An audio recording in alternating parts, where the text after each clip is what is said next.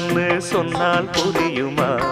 அது கொஞ்சி கொஞ்சி பேசுறது கண்ணில் தெரியுமா? உலகே அழிஞ்சாலும் உன் உருவம் அழியாதே, உயிரே பிரிஞ்சாலும் உறவேதும் பிரியாதே.